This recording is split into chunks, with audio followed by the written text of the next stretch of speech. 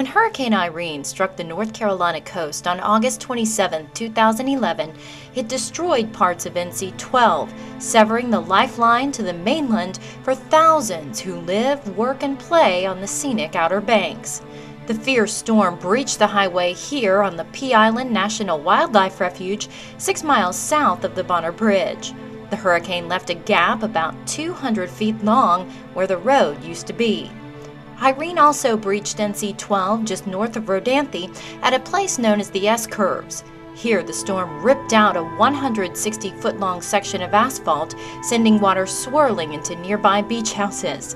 That hole eventually grew to more than 220 feet long.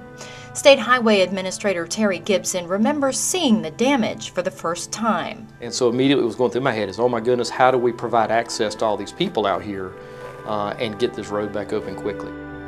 The answer came as the North Carolina Department of Transportation instantly put a disaster response plan into action.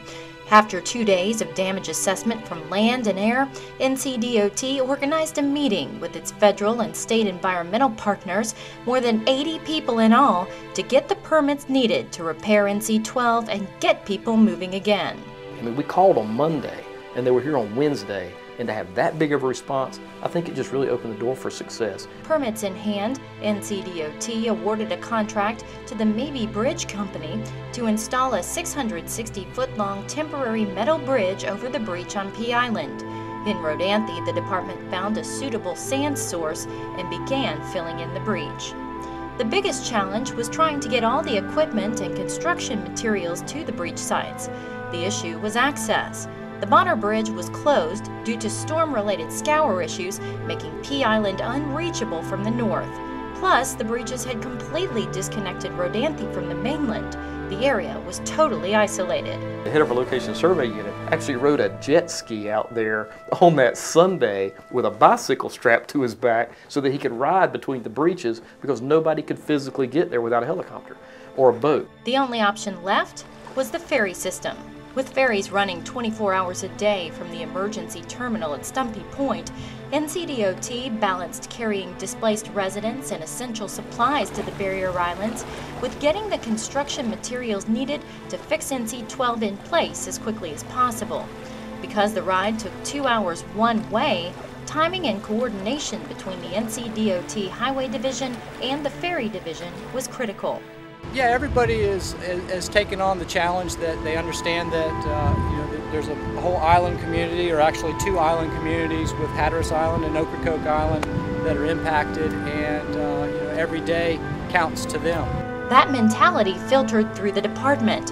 Units worked together around the clock to repair the road and revive the crippled economy of this popular tourist area. The photogrammetry unit flew high over the area, capturing aerial images of the breaches. Design and structures engineers worked side by side with consultants and contractors to determine what the temporary bridge would look like. The communications office and daily news releases built an NC-12 recovery website and established an NC-12 Twitter account to ensure the public knew how the project was progressing every step of the way. We had people just going over and above to make this thing happen. That hard work paid off. Just 6 weeks after Hurricane Irene made landfall, NCDOT reopened NC-12 to traffic. Now that to me was amazing. I was thinking if we could do this in 2 to 3 months, it was going to be just incredible. But we opened the bridge in 44 days. That to me was just beyond all expectation. NCDOT is proud of how quickly and efficiently it reconnected the storm-ravaged Outer Banks to the mainland. The department credits its success to constant collaboration with both internal units and external partners.